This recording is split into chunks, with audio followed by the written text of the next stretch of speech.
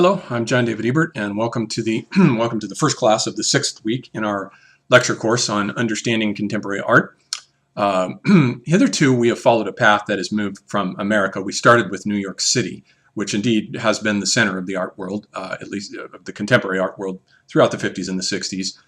But we saw there, as we moved across to the continent, that it was rivaled in Germany by Dusseldorf and Vienna, more so Dusseldorf than Vienna, but that Dusseldorf was a suitable rival for it at just about the same time. But that Rome, too, was also in the field here as one of the rivals with the sort of proto-arte povera artists, as well as arte povera itself, which eventually produced great artists like Janus Cunelis. And Paris we found to be provincialized during the epoch of contemporary art, with a few exceptions, Christian Boltanski being one of them, one of the great artists of contemporary art. And now we're moving back to the Anglo world, to Great Britain, and where we find with London a very different spirit, I think, than what we found on the continent.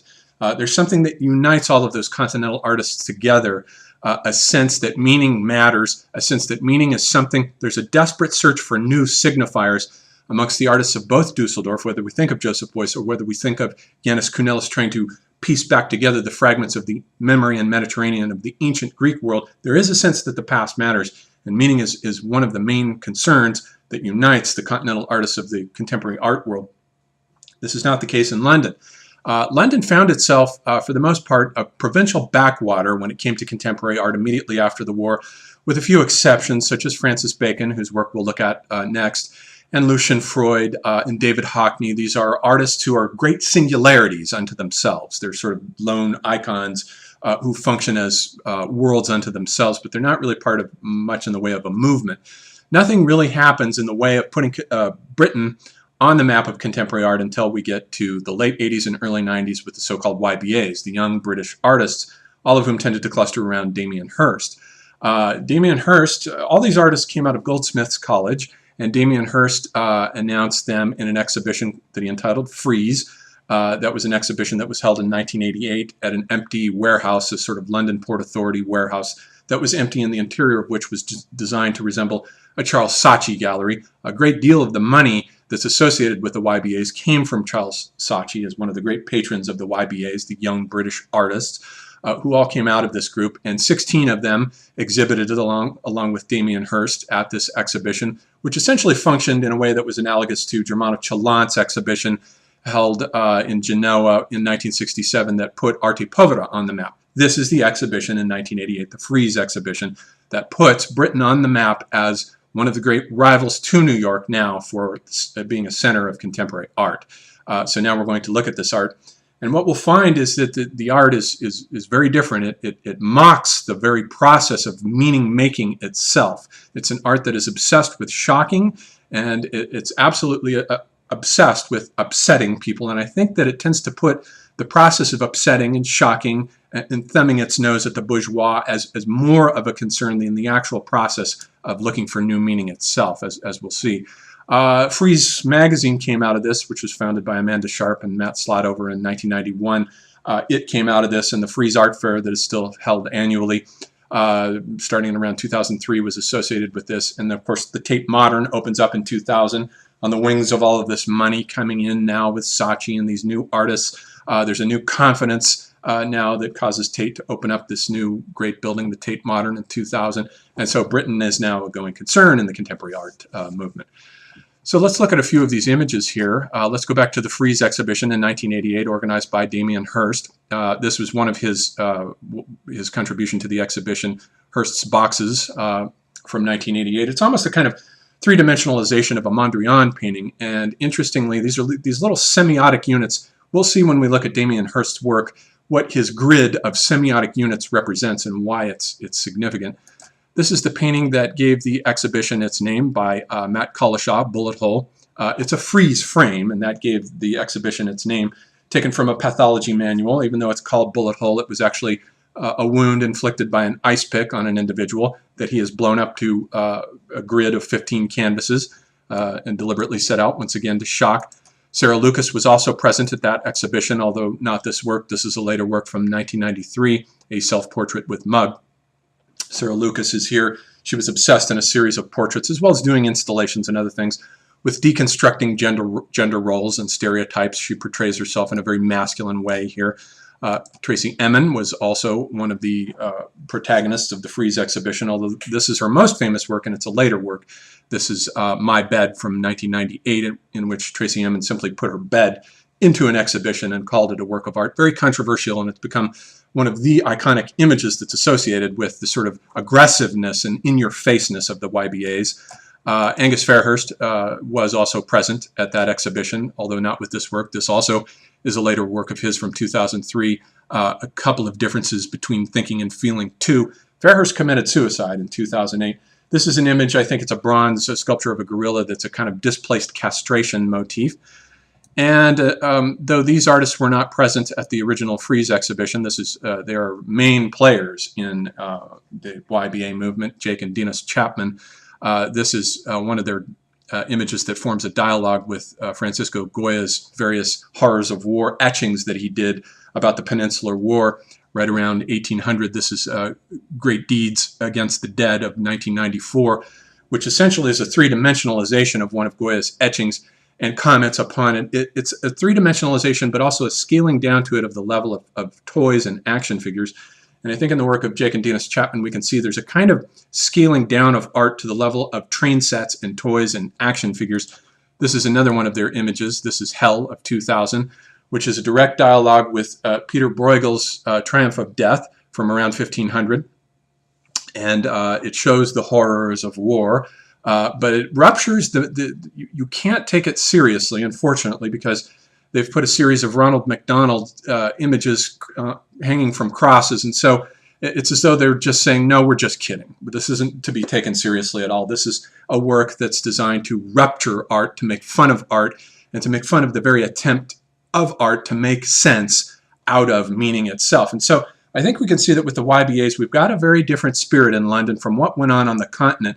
This is an art that is making fun of art, that is ironic, that is full of jokes and pranks. It's taken the sort of Duchampian spirit that we also saw with Piero Manzoni of the pre-Arte Povera movement to its extreme, utmost extent. We have essentially, I think, in this art a world of deterritorialized signifiers that have broken free from any of the culture's original iconotypes. And because they don't refer back to any transcendental signifieds or iconotypes that structure and control meaning, they are self-referential. They simply refer to themselves. There are no other structuring iconotypes, and there's a nihilism and a world weariness that prevails in this art. I think it's an art of deterritorialized signifiers that have escaped capture by any apparatuses of semiotic capture that control the meaning whatsoever. And so there's sort of the YBAs are basically obsessed with making fun of art's ability to make sense out of contemporaneity.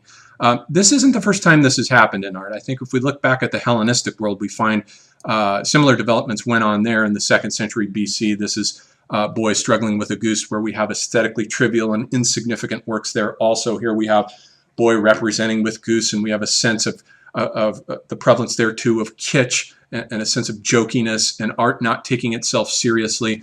Here's Dwarf from the same period, a dwarf sculpture. And we have the kitsch of this work that's simply an image of a realistic image of a hound, a Malachian hound from roughly the same period, also merely naturalistic and aesthetically trivial.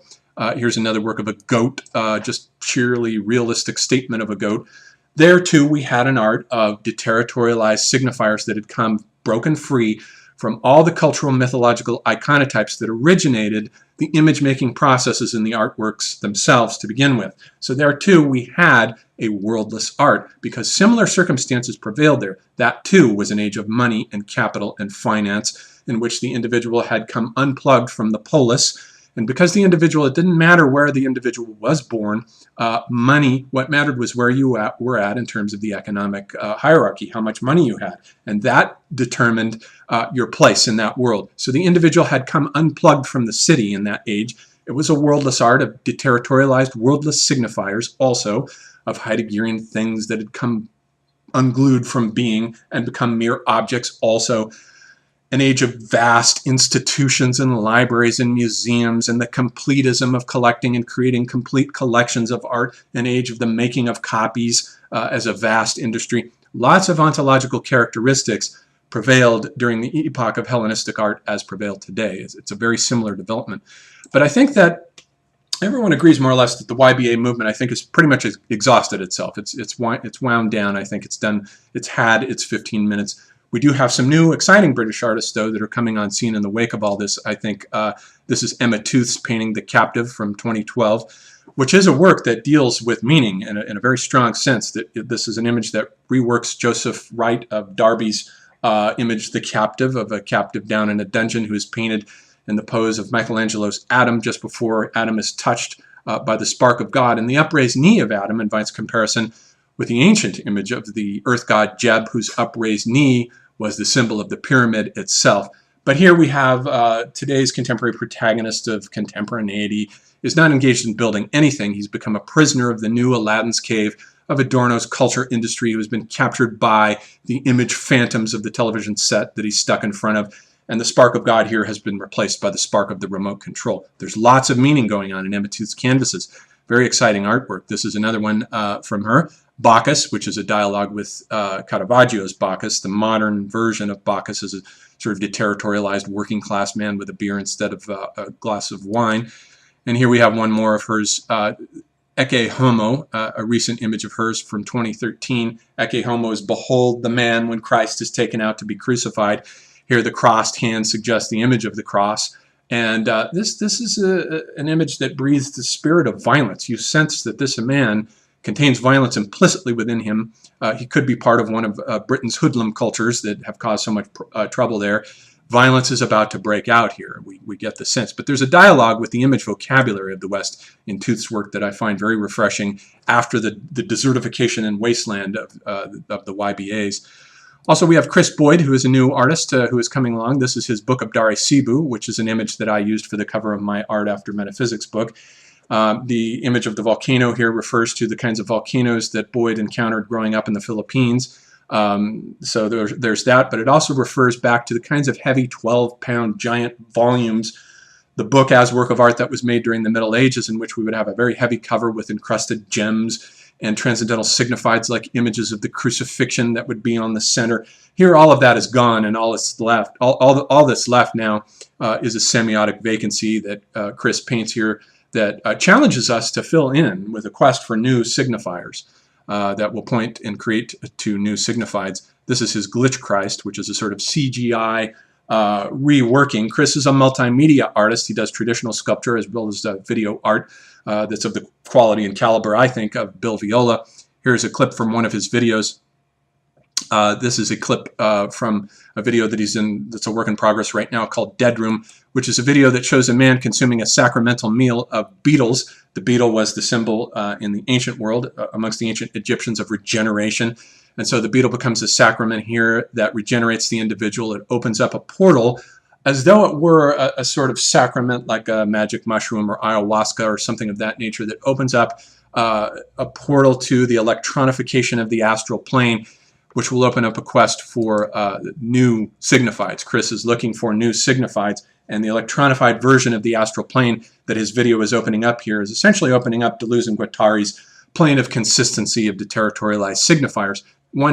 An artist now has to go out and look for those signifiers in that world, find them, pull them together, hybridize them, and create meaning, and not simply give up in despair. And so that's a quick flyby view of the young British artists. And next we'll look at the works of Damien Hirst. But first, before we get to Damien Hirst, I want to look at, do a flyby overview of the works of Francis Bacon Hirst's, one of the key artists who influenced the work of Damien Hirst.